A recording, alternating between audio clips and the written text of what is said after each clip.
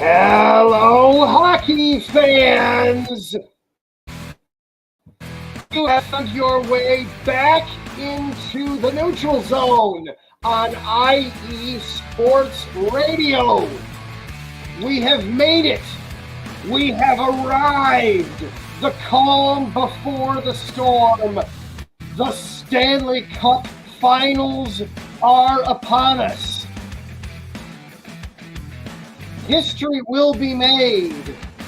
It might be made quickly. We might have 3 episodes before we have a winner in this series. But it's going to be a good one.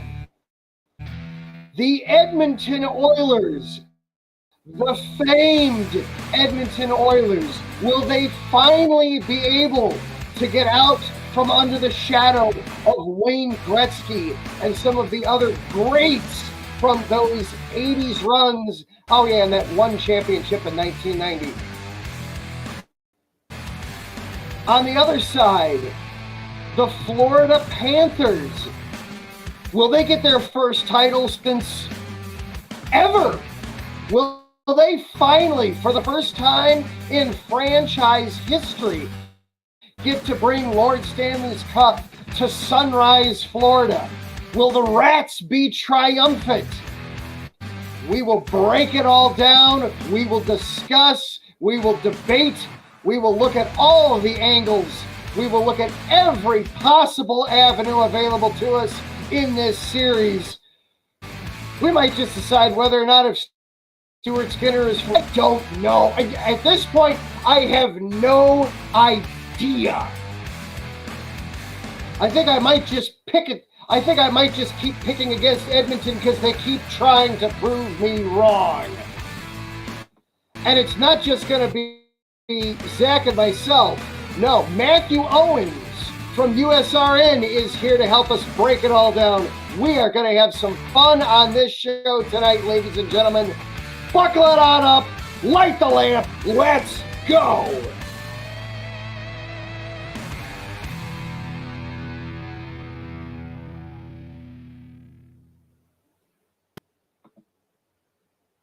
Hello and good evening, everyone. Welcome on into the neutral zone. I am your co-host, Adam Karnick. Along with me tonight, my fellow co-host, Zach Puplis. How are you here, sir? Hey, fantastic. How are you, Adam? We're not going to ask that question. We're just going to move on and talk hockey. I finally exhaled about 20 minutes ago. Right. So it's just been one of those kind of days. So we're just going to talk some hockey. Yes, we're just going to have some fun and talk some hockey. And Deal. Here to help us do that, because it's the Stanley Cup Finals, and frankly because we need so much more hair on this show, from USRN, he will be calling these games and assisting with the production over on our sister station USRN. Matthew Owens is here with us as well. Good evening, Matthew. How are you? Hello, guys. Hello. How is everyone? It's a great time of year. It's a sad time of year because we only have 4 to 7 games left in the season, but it's a great time. And then all it's left the is exciting baseball. time. Ooh. Well, depending on where you are, baseball can be fun. I'm not going to say a word about either team in Chicago because apparently they suck. Thought you were going to say a word about it. I wasn't. You dragged it out of me. Well, I'm sure Detroit's not much better, so. And Yeah. Cincinnati's not either. No, we're all just living it there. Well, the nice thing is though, Matthew, for this series, yes, it might only be 4 to 7 games, but it might be the next 3 weeks. Looking at the schedule for all this, that's the nice thing. Is this could be? I mean, they could get this done and basically just everybody just hop on a quick jet over to Las Vegas and have the draft before they go home. Yeah, really. Yeah, it's the furthest ever final, if that makes any bit of sense between the two teams. 2,541 miles. Yep. Yeah, that's crazy. Okay, now do that in kilometers. No, I'm I got no shot. But yeah, this is America, Adam. yeah, that's right. But it's going to be a fun series. It's going to be really, really fun. Hopefully, it should be absolutely. And the chat room is already bumping as well. Taryn Rodriguez, good evening, sir. Ralph Calise in here with us as well. Hoping that we have a good show. He's already wanted to jump ahead and just know what our picks are. He's welcoming Matthew Owens in as well. And Ralph was kind enough to just right away offer us his picks. So we will get into that. We will make a prediction on this show. We'll all give our predictions. I am just certain that mine is going to be wrong, but that's fine. I can live with that. So this series should just be a ton of fun too as we get ready to go through this here. I mean,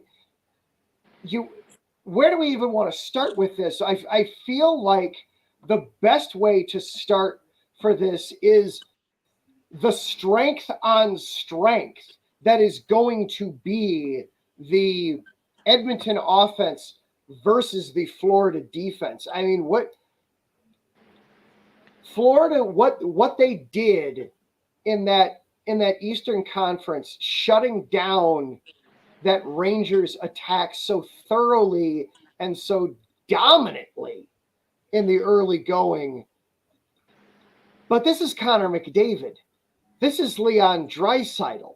This is Ryan Nugent-Hopkins, Zach Hyman, etc. et al. Who wins that? Let's start there. Who wins that breakdown of offense versus defense here?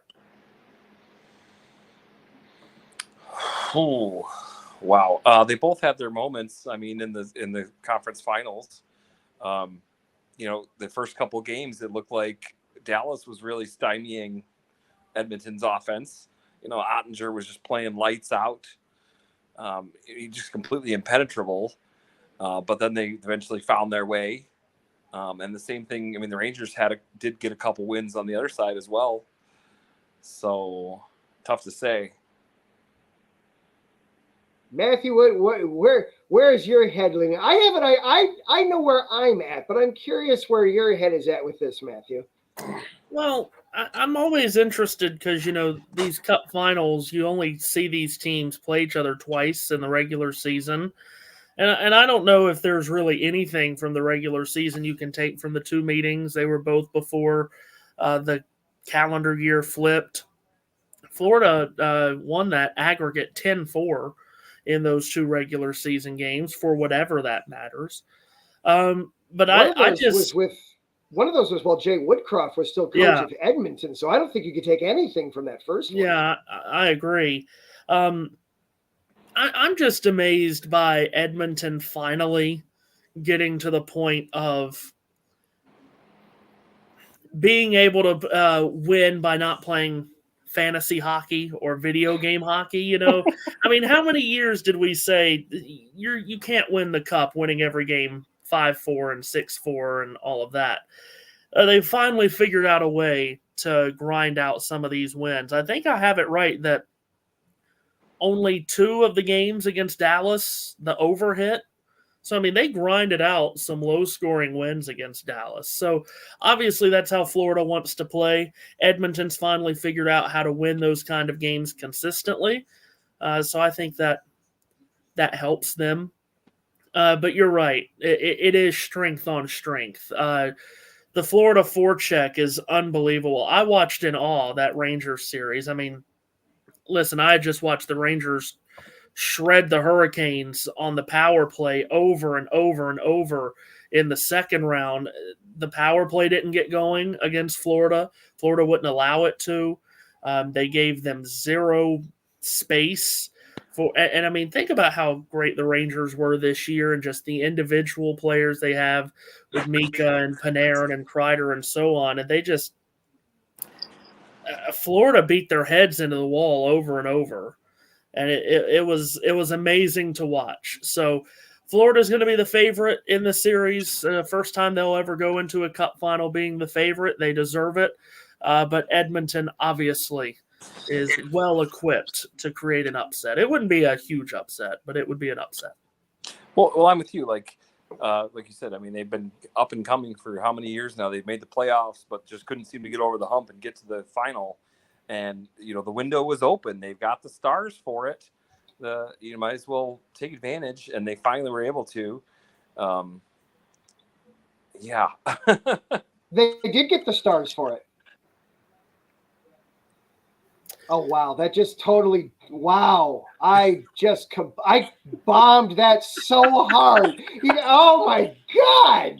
I just got left out to dry. Holy cow. God, I must be tired. Wow. All right. I didn't even think about the pun on that end.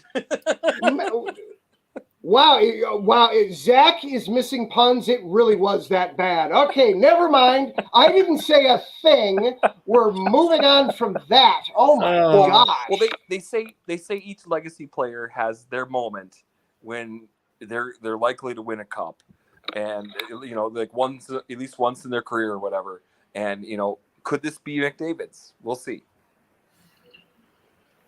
I was going back to Florida for just a second. What I was stunned by with that series against New York, it wasn't just the way that the Panthers, that forecheck and that defense was just so stifling.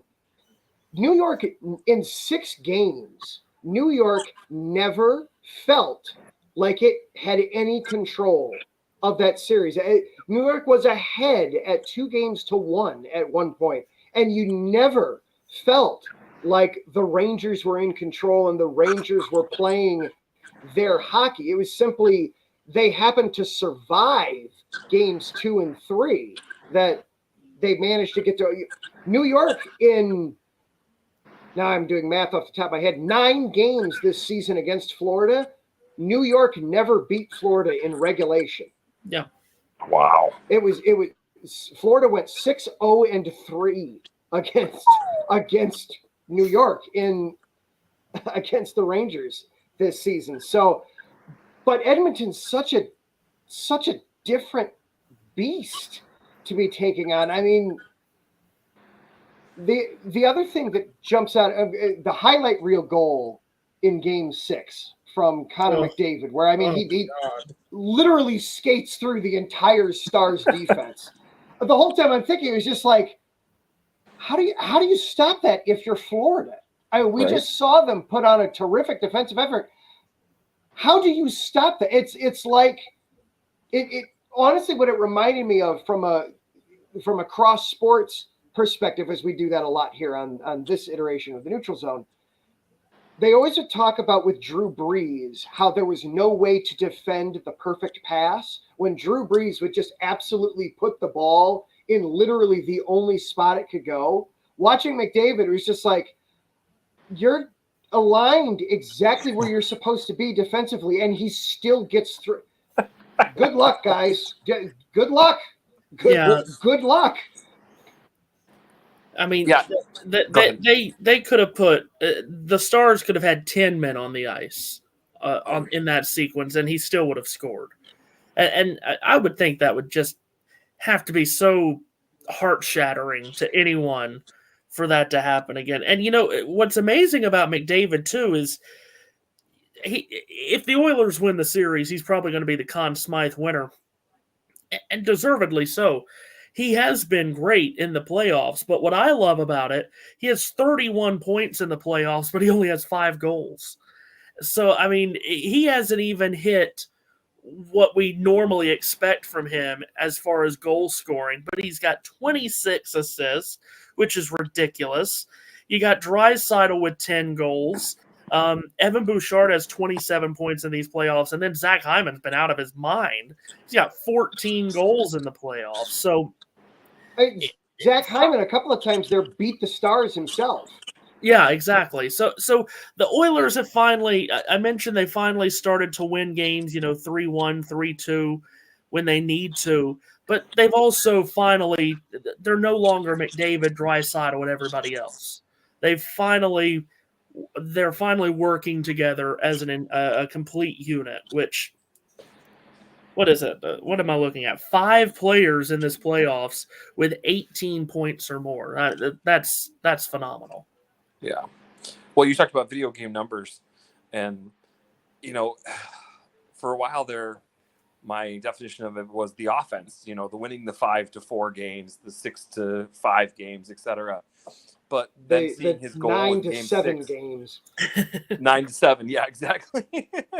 Well, but then seeing his goal in game 6, it dawned on me. I'm like, no, that's not what we've always been talking about. It's not the offense necessarily. It's just the impossible way they do it. The way that they can get through, like you just would not believe that you could get through that many players and just score. But he does it anyways. just sheer force of will. But the other thing with Edmonton that is so impressive, and as far as I'm concerned, came out of nowhere, is Stuart Skinner.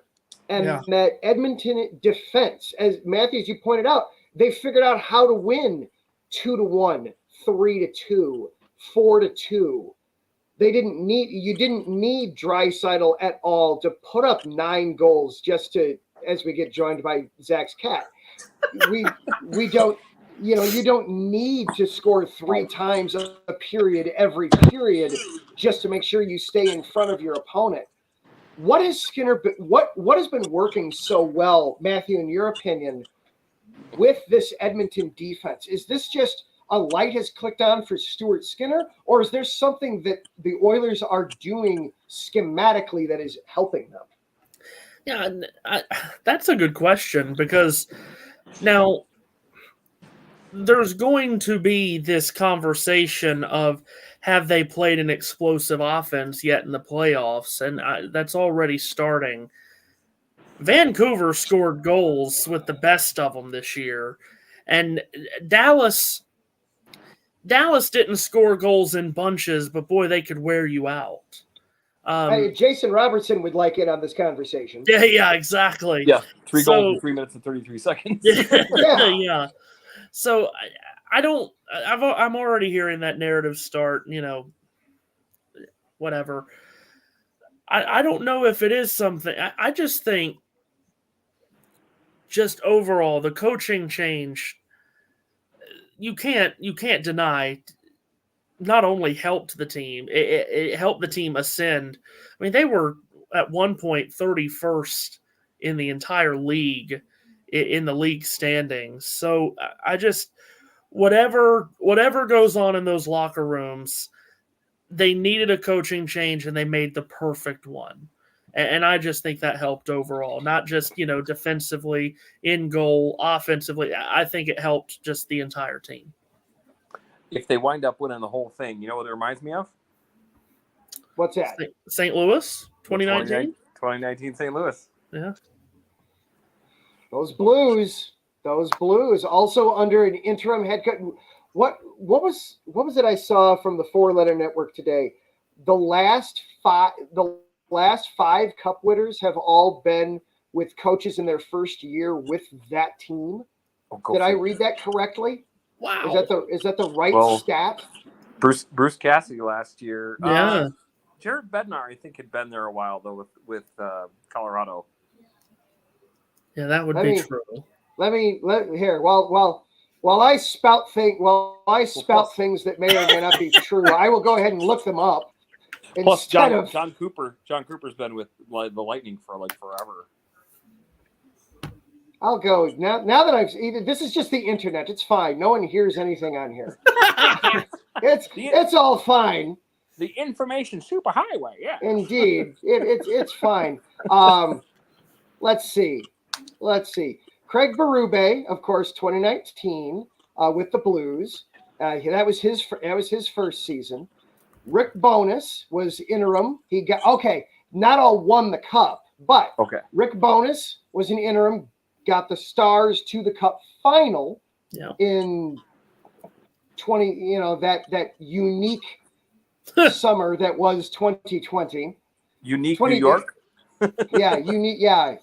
Actually, it was unique Edmonton, if I remember correctly. Unique Edmonton and unique Toronto, I think. It was, yeah. I've tried to block a lot of that out. The bubble.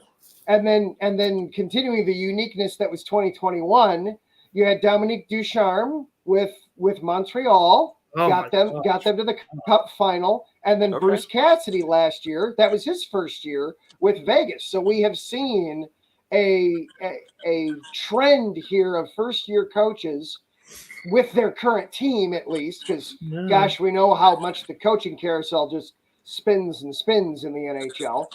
Everybody loves a good retread. Right. Hang on. You missed a year in between, though. The Colorado Lightning. What about that one? What about that lineup or matchup? Oh, that okay. You're right. That would be the outlier in there. Oh, so was it 4 out of 5 then or something? Yeah, 2022 would have been the outlier in there. You're right. So yeah, 4 out of 5. Okay, got it. That's still, yeah, it's still enough to be noticeable. For sure. But yeah, Chris Knoblauch, and with Chris Knoblauch, he kind of breaks the mold a little bit in that while he's not just an interim, he'd never coached in the NHL. Yeah. He came off the AHL to come onto their bench and jump into this spot. So crazy. So all kinds of interesting in this matchup. I know it's not necessarily the matchup that the hockey gods would have necessarily wanted, but this feels like a really intriguing, enticing matchup. As we're looking at this, I mean, you've got strength on strength, Edmonton's offense versus Florida's defense. Does one side have an advantage over the other in net? Does Bobrovsky have the advantage over Skinner with the way Skinner has been playing? Yeah, I think eventually we're going to see that come out on top with Bobrovsky. Maybe that's just me still not trusting in Stuart Skinner enough, but Bobrovsky's last 2 playoffs have been ridiculous, and I don't see that slowing down. Now, he's been amazing. The Florida defense, as you mentioned, has been amazing. I don't see that slowing down, though. I do think they have a pretty sizable advantage in goal. Now, again, as we've talked about, McDavid and Draisaitl and Nugent Hopkins and Hyman and so on, and they could break down a defense and a goaltender. But I do think Florida comes in with the goaltending advantage. And you were talking about the Rangers stealing some games. The only reason they stole those games were because of Shesterkin. No joke. That would have been a sweep if that had not been Igor Shesterkin. But Bobrovsky, yes, I think there's a pretty big goaltending advantage there. Edmonton's going to have to work hard for absolutely everything in this series. There's no doubt about that. They're going to have to find a way to get on the power play and make it count. Of course, they're the best at doing that, at scoring on the power play. And, something that I saw the Rangers do, I did a lot of Ranger games this season because, well, they're the Rangers. But I've seen a lot of the same. They wind up on TV an awful lot. Yeah, no kidding. How much would ESPN have loved this to have been New York and Edmonton? You're right. Oh, my gosh. But the Oilers do a lot of the same things. And I'm just talking about little things that will never show up in the box score. But on the power play, they're so good at just wearing you down. Now, Edmonton, they're really good at scoring 10, 15 seconds into the power play too. But they're also really good at just wearing teams down. I mean, I can't tell you how many times I've seen Edmonton all year long on the power play. They'll lose the puck, and I mean, the puck gets bashed up the boards at 1,000,000 miles an hour, but someone at the line is there to hold it in and reset. And the Rangers, and I brought the Rangers up because it felt like they did that every God-blessed game against Carolina, which I'm still not happy about. But Edmonton, they just seal the zone so well, and their power play never feels like it's out of sync. They never have to tag up. They're never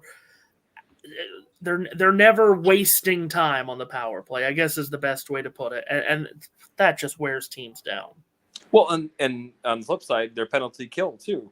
I mean, how long is their streak going to continue? They're up to what, like 28 straight penalty kills? Yeah. Wow. I mean, they're just, they take it up a notch on defense when it comes to penalty kills. And going to be tough to do against this Florida team, obviously. I mean, Sam Reinhart led the league in power play goals this season with 27. So they're going to have to come ready to go on this on the penalty kill against this Florida team. Interestingly enough, he has 4 power play goals in the postseason along with Carter Verhaeghe. Unstoppable force meets an immovable object. Yeah, that's right. Yeah, and Florida's got so much depth. I mean, this really is going to be the series where you have an explosive offense and a great defense, and you have an explosive offense against a great goaltender, and then you have a team that has been for many years perceived to be extremely top heavy but not too deep against a team with great depth like Florida.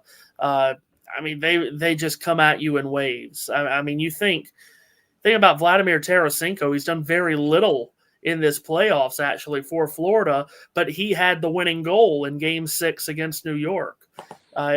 Extremely deep team for Florida. Well, they talked about on the Game 6 broadcast, only 5 Oilers have been to the Stanley Cup Final before. Adam Henrique, Brett Kulak, Matthias Ekholm, Matthias Janmark, and Corey Perry. Only Corey Perry's been the only one to actually win a cup with Anaheim way back. I was going to say that was back with the Ducks. Yeah. Do we realize how many times Corey Perry has been in the Cup Final? He's been in the Cup Final a lot. Has he ever worn the same sweater twice though in the Cup Final? I feel like he just goes and finds a new one to wear every time.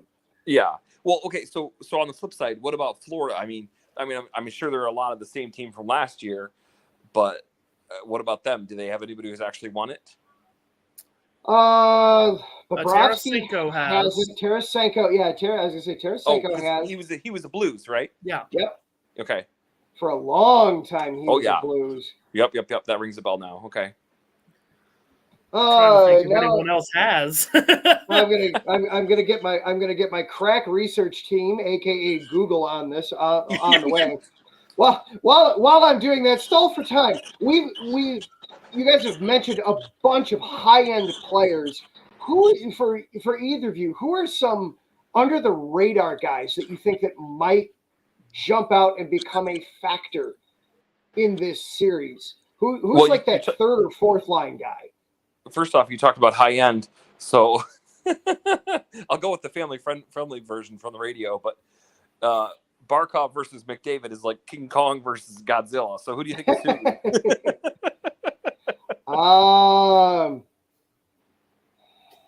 McDavid's Godzilla. McDavid. That skating, that shot. That shot is fire from God. That's Godzilla's, fire breath there. Love it. By the way, Carter Verhaeghe won a cup with Tampa Bay. Okay. I think that's it. I think it's Verhaeghe and Tarasenko. Okay, gotcha. I think that's it. Nobody else is popping into my mind. Sure. And if the team's fairly similar from last year, a ton of them have been to there, but just haven't won. Yeah, and that experience will be big too. Oh yeah, no doubt about that. And they were easily the second best team in that series against Vegas last year. But that'll be great experience to rely on in this series for Florida, no doubt. I just want to mention too, Edmonton is going to be the wildest place they've ever played in. Oh, I bet. These Panther players, we talk about 2 of them having won the Cup. And they were in the Cup final last year in Vegas, which is such a spectacle for the 5th regular season game of the year. It's a spectacle. But it is going to be just madness in Edmonton. Well, And I don't know how do they adjust to that? How do they even? Is there a way to even get ready for that? Well, we'll go cross sports again. I would go, Adam and I talked about it with the difference in latitude and longitude. So 2,500 miles and 27 degrees latitude and difference, the largest difference of any championship series in the history of North American pro sports. So, too bad it's not outside, aka Lambeau, hold my beer. But in that sense, I mean, they're basically like Green Bay. I mean, they're just that's the one thing that they have to rally around, and they're going to be frenzied because they made it to the Cup finally. And you're absolutely right; it's just going to be a hornet's nest when they get in there. The one thing I will say on that though, if you're Florida, if the Panthers get off to an early lead in Game 3, that place will turn nasty fast. Yeah. That'll go from cheering and excitement to jeers, boos, and public address statements saying you can't throw things on the ice while play is in session. That could get real ugly if it's 2-0 Florida 10 minutes into Game 3. That could get real ugly real fast too, and suddenly then it's on the Oilers feeling the pressure that, oh my God, we have got to turn this around. Yeah. So there's that aspect to it too, if you're Florida heading into that. Well, and Edmonton, I don't know. I would like to know. I would like to ask someone that's around the Canadian teams all the time. I don't know if I'm making a too big of a deal of this in my mind, but it feels like Edmonton's carrying a lot of weight, just as Montreal was a few years ago. Of course, they were huge underdogs against Tampa. Canadian team has not won this cup since '93. Yes, that has to really tear at the entire Canadian Hockey Federation. Oh yeah. And I would have to think the Oilers. I'm just trying to think in my mind the last Canadian teams to make the Cup final. Like I said, Montreal was a huge underdog against Tampa Bay, but all of these Canadian teams that have made the final the past handful of years, Edmonton did in 2006. I bring that up delightfully. Ottawa in 2007. Now Vancouver in 2011 had a ton of pressure on them because they were the best team in the league. Yeah. But that was the first one that came to my mind, was that Vancouver team. Yeah. I think that's been, other than Montreal, I think that was the most recent one, yeah. I just have to think that has to wear on them. And my guy, Seth Eves, he'll love that I'm pointing this out. His favorite stat: an American team has won the Grey Cup more recently than a Canadian team has won the Stanley Cup. And the 1995 Grey Cup was won by the Baltimore Stallions. So I didn't even realize that there were U.S. teams in the CFL. No, me neither. I didn't either. But yeah, so there's the stat that Seth loves, and it's a heck of a stat. So Edmonton trying to put that to an end here. I just wanted to bring that up because I would think, at least in my mind, I think that's a lot of pressure for these Canadian teams to finally win this thing after 30 plus years since Montreal did it last. 31, yeah. Well, and Edmonton's got enough pressure on it anyway, because they're basically the Chicago Bulls of the NHL. They had that huge decade of dominance, and nothing before it of significance and nothing after it of significance. Their entire team history can be boiled down to Wayne Gretzky and those marvelous teams from the 80s where they won, what was it, 4 and 5 or 5 and 6? But other than that, nothing. Yeah.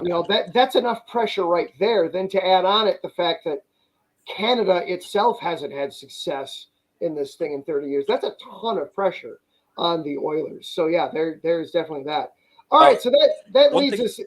Well, go ahead. What I heard on the radio real quick, was I think that a lot of them were cheering for Edmonton.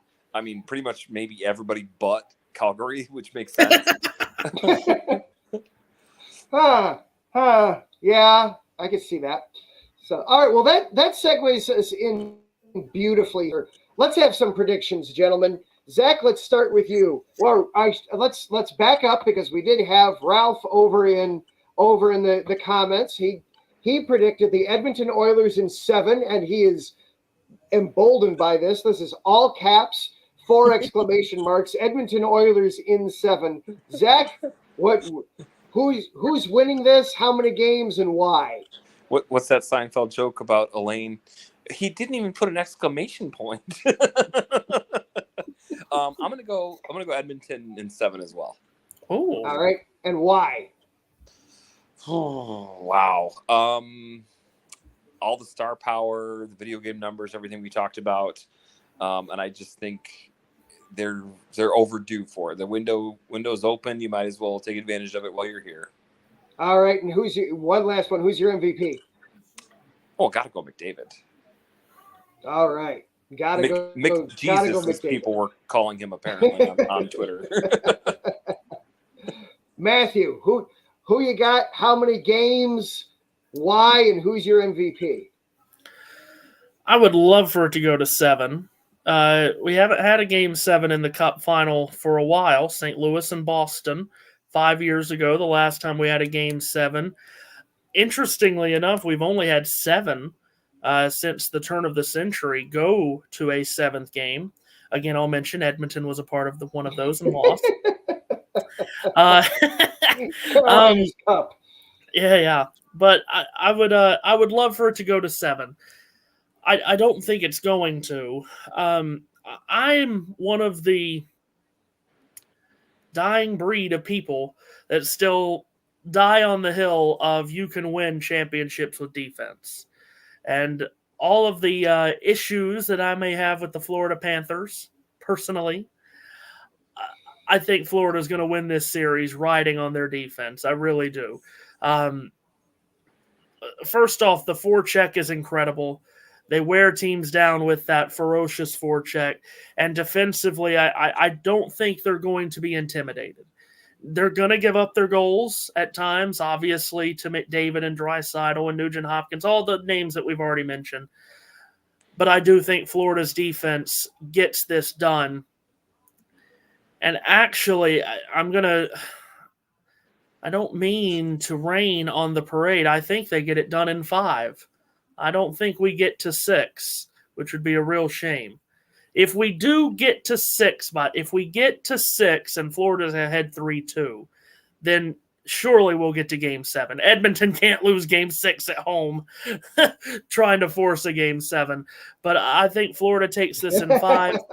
They're just such a solid team that they're like a brick wall at times. Bobrovsky's going to be amazing. I think he's going to be the Conn Smythe winner. I like it. So I have to be the one to break the tie here. Interesting. Well, I have been saying this all playoffs long, and apparently I've been running myself into a brick wall, but why should I let that stop me? I got a thick head. I'll just keep doing it. At the end of the day, I still can't trust Stuart Skinner. Yeah. He's the weakest goalie. He was the weakest goalie in the conference finals. He is the weaker of the 2 goalies in the Stanley Cup finals.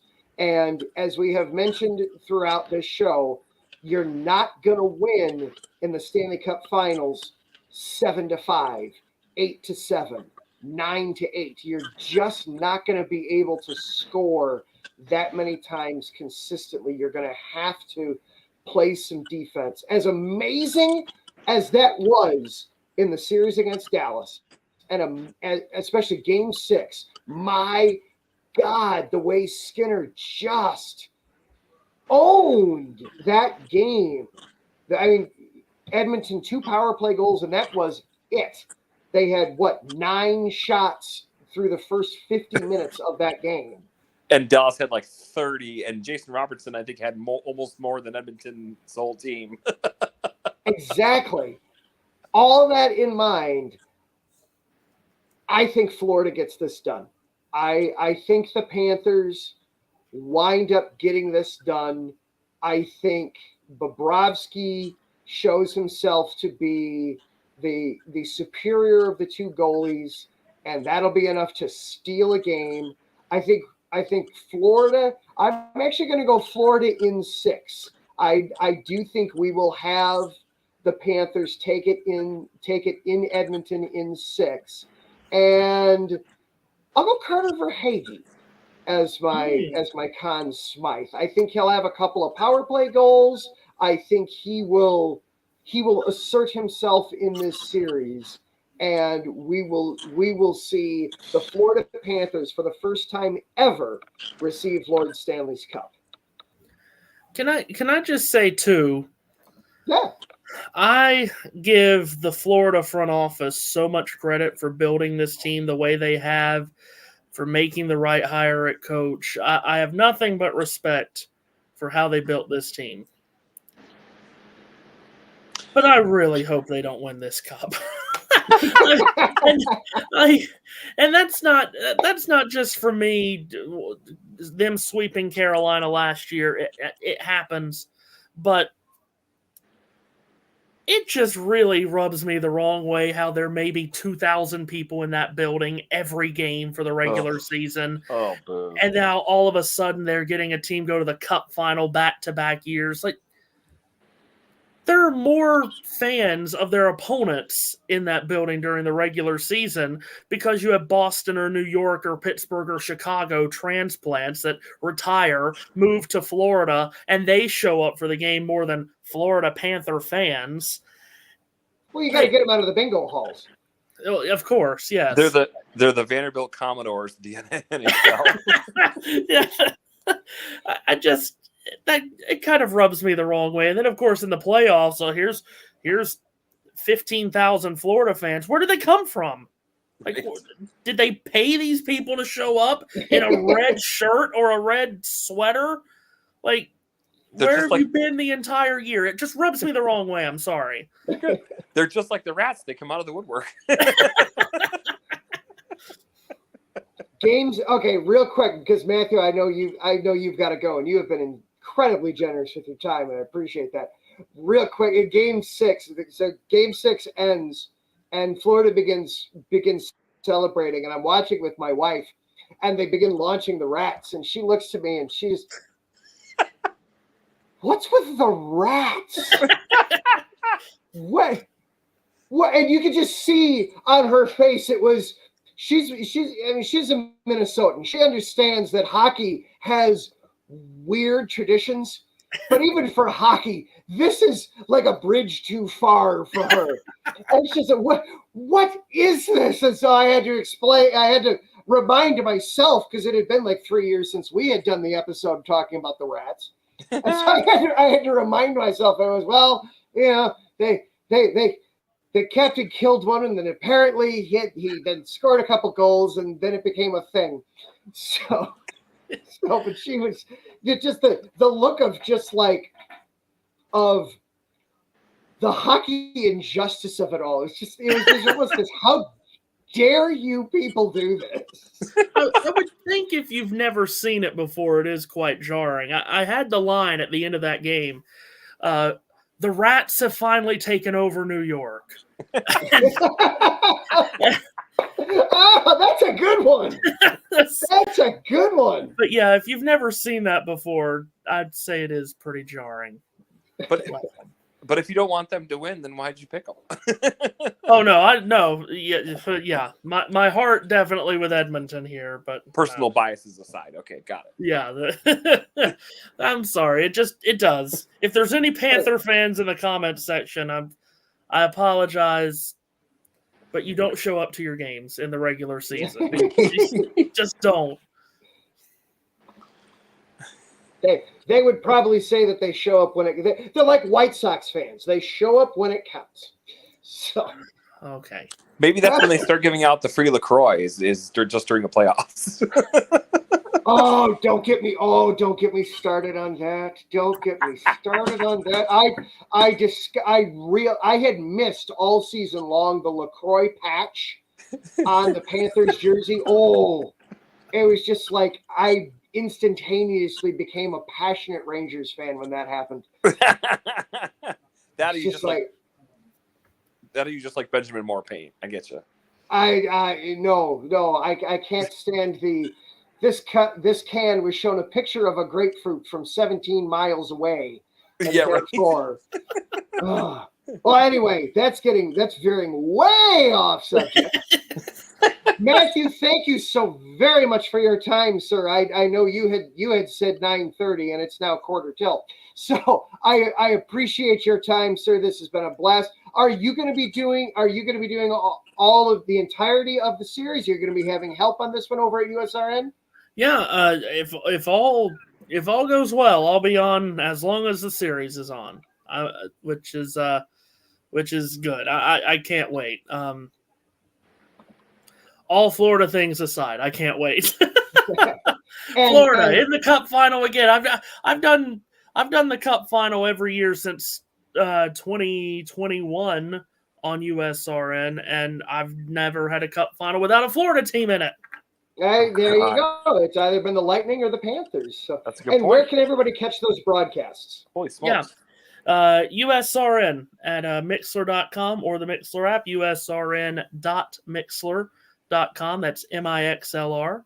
And tune in, 8 o'clock airtime every night, starting this Saturday. Puck drop, within 30 minutes after that, because it's hockey time. All right. We are going to take ourselves a quick little break here, if nothing else, to acknowledge our wonderful sponsors here at the station. So we are going to take ourselves a quick little break, and then Zach and I will put a bow on this thing. Matt, at the same time, if you want to stick around, what's 10 more minutes? I mean, really. So thank you guys so much. I greatly appreciate it and enjoy the series. Thank you. Thank you, Matthew. Have a good night. All right, you are listening to the Neutral Zone here on IE Sports Radio, your direct feed for all that is sports. We're going to take a quick break, and then Zach and I will put a bow on this thing next.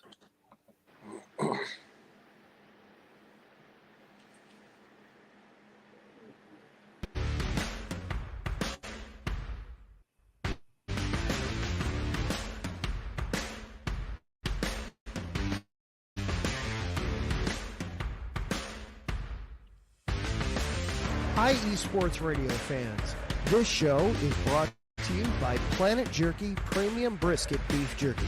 Planet Jerky is the official jerky of the 2022 California League champion Lake Elsinore Storm, single A affiliate of the San Diego Padres.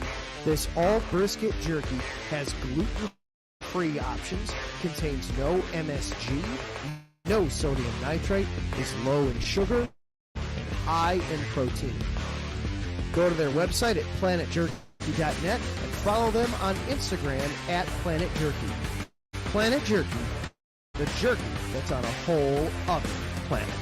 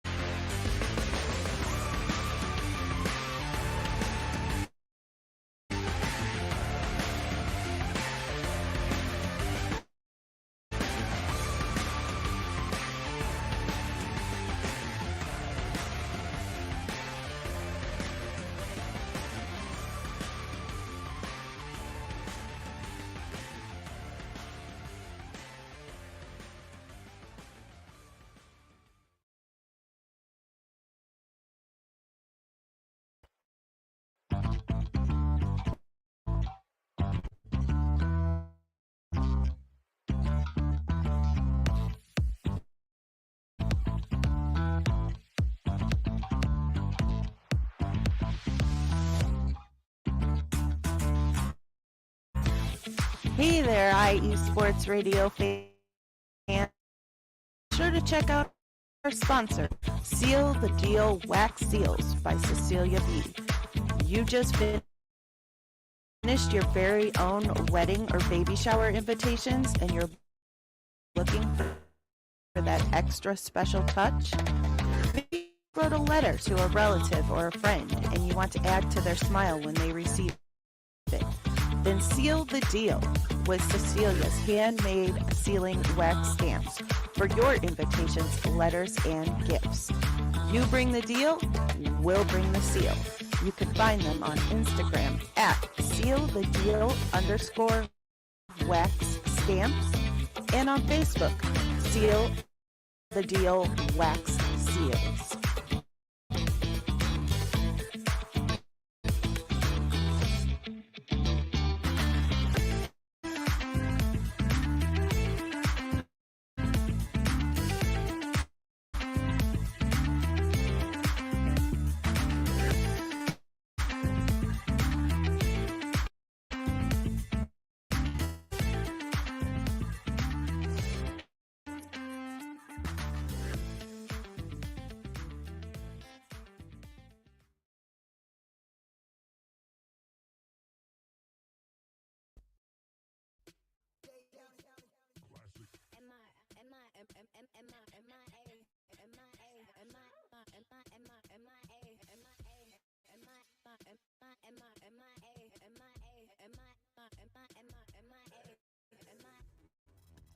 Welcome to the 305, aka the Magic City, and this is Magic City Scoreboard. I'm your host, JB, and right here we're going to talk anything Miami.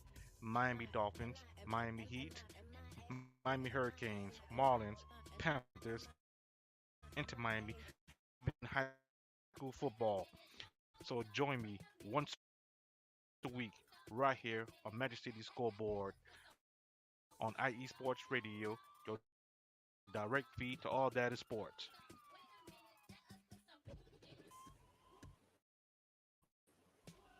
And you'll be able to hear JB on Thursday night at 7 o'clock Eastern Time, breaking down the Stanley Cup Finals. I'm sure he will be anxiously looking forward to the Panthers trying to win it. Adam Karnick, Zach Pumplis back with you here in the neutral zone for just another, 6 minutes or so here tonight as Zach is getting himself resituated here. You know, Matthew brought it up right at the start of the show. A huge shout out again and thank you to Matthew Owens of USRN helping to break down the Stanley Cup final with us, having a lot of fun during that. This is a long trek that these teams have to go. Zach, you brought it up, over 2,500 miles. We've never seen teams travel this far, so much that the league built in an extra day for the travel. There's going to, between games 2 and 3, there will be 2 days. Between games 4 and 5, there will be 2 days. 5 and 6, 2 days. 6 and 7, 2 days. Do you like that or not like that? Oh, we've been so spoiled through these playoffs that it's like, okay, you got hockey. Well, yeah, legit. Up until this point, we've had hockey every single night, pretty much. I mean, if it's not been NHL, you had the women's tournament, which was fantastic and awesome and wonderful. I loved getting to watch that championship. Shout out to Minnesota, by the way. Yep. With winning that championship, I want to break that down and celebrate that and give it its due. I don't want to just relegate that to 5 minutes here at the end of an episode. I want to give that an appropriate length of time. But huge congratulations to Minnesota winning the first ever PWHL. But yeah, I mean, we've literally had hockey every single night since October, and now we have a week where there's no hockey, none. I know, and not only that, but then for as exciting as the actual clinching games were, I mean, I was on the edge of my seat the last couple minutes of that Edmonton Dallas game, and it's like, oh my God, just please don't score, Dallas, come on, we're so close, oh my gosh. Now I just feel like the Dave Chappelle meme. You guys got any more of them hockey games? No kidding. Y'all got any more of them there hockey games? Well, but they were talking about on the radio, and they said, for us diehards, of course we're going to be watching it. But your casual fan, they were so excited, and after Sunday night they were amped, and they were wishing it was gonna keep going every single night, that kind of thing. But for them to have a week layoff and then to have two travel days between each location, like, they could get discouraged and might turn and watch something else, and you might not have the numbers that you want. It's very true. And also, as Matthew pointed out, let's face it, this isn't the matchup to draw in as many new fans as you would have hoped. If this was Rangers Oilers, oh my God, it'd be the easiest thing in the world to sell. Well, yeah, because you got Henrik versus Wayne, like on the studio right there.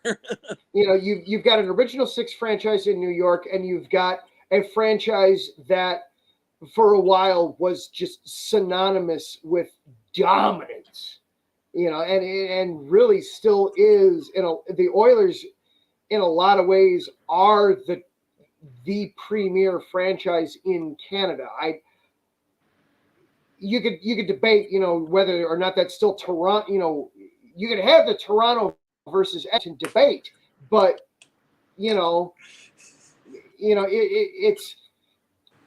it's certainly up there. So it'd be a lot easier to sell.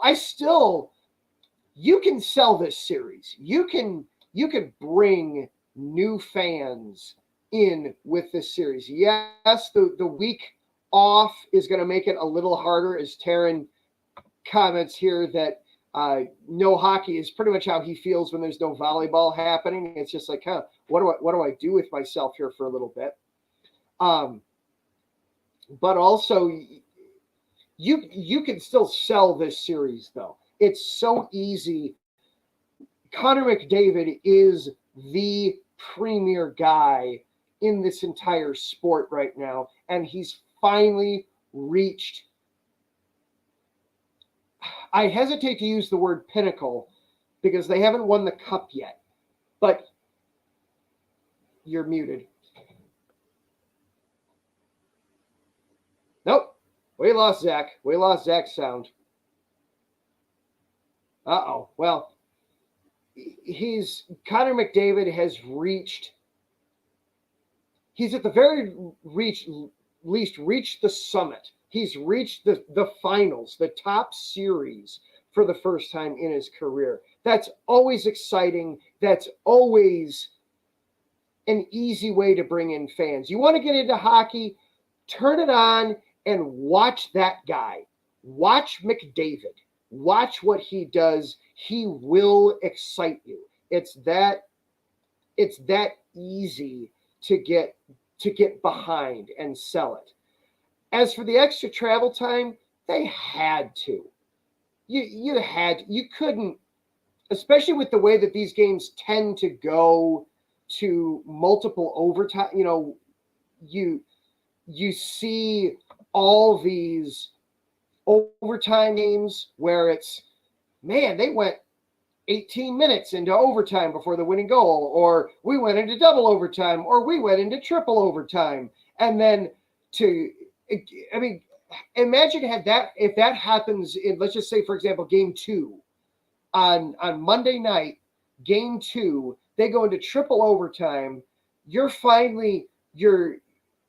getting, or no, let's not say game 2. Let's say game 4. You go into triple overtime in Edmonton. The game finally gets done at 2:00 in the morning on whatever day of the week that would be. You then get on a plane and fly to Sunrise, which, you're talking, that's a 5-hour flight between. You lose 3 hours because of the time change, and then you turn around and what's going to feel like 12 hours later, you're playing another hockey game. You had to throw in that extra day in between the travels for travel. Is it ideal? No, but if the hockey is compelling, people will stick around for it. People will stay engaged. And frankly, with it being on ESPN, on ABC, ESPN, and ESPN Plus, it will find eyeballs. You know, ESPN knows how to sell its products. It knows how it's big enough in the sports world that they know how to gauge and capture people's interest. So I think we'll see some good. I think we'll see some entertaining hockey here over the next. Gosh, it could be 3 weeks that we see hockey, which is going to be fun, which is going to be exciting. Taryn Rodriguez chiming in at the last second. He's going Oilers. He says Oilers in 6, maybe 7. So, you know, I guess Oilers get the benefit of the doubt here on this show between the hosts, the guest commentators, and then in the comment section, the Oilers get the hosts. I say Panthers. I've been doubting the Oilers all playoffs long, and they keep proving me wrong. So go for it. One more time, Oilers, prove me wrong. I'm going to put that challenge out there for you. Huge shout out and thank you on this show, Matthew Owens of USRN. Thank you, sir, for being a terrific. Thank you again to our sponsors, Planet Jerky Premium Brisket Beef Jerky, the jerky that's on a whole other planet. You can go to planetjerky.net. They're offering free shipping on all orders of $50 and above. You can find them on Instagram at Planet Jerky. I would recommend trying the volcanic jalapeno. It's heat, but still with flavor. It's not going to blow your mouth off. It's not like catching a McDavid or a Draisaitl slap shot in the face. And also to seal the deal, Wax Seals by Cecilia B. You find them on Instagram at sealthedeal_wax stamps or on Facebook, Seal the Deal Wax Seals. Thank you to Larry B., the czar and overlord of IE Sports Radio, for all of your hard work behind the scenes, sir. It does not go unnoticed, nor is it unappreciated. Thank you to everybody that hung out in the chat room with us tonight on YouTube and Facebook and Twitter. Thank you to everybody that listened as a podcast, whether it was on Spreaker or iHeartRadio or Spotify, Google Podcasts, wherever you found the show. We are available on Twitter. We are at IESR Neutral Zone. I am at Adam_Karnick. Zach is at The Pupless. You can catch us all series long. We will be having all sorts of thoughts and opinions floating about the Twitter sphere and the Twitterverse. Who knows? We might do some. We might record some emergency episodes too after some of the games. We will see. If nothing else, you will hear us next Tuesday night. The first 2 games will be in the books by then. Will it be one team up 2, or will we be a split as the series will shift over to Edmonton? We will all find out together. It's gonna be a lot of fun. For Zach Pupless, I am Adam Karnick. Together we are the Neutral Zone for IE Sports Radio. Everybody have a fantastic night. We will see you next week.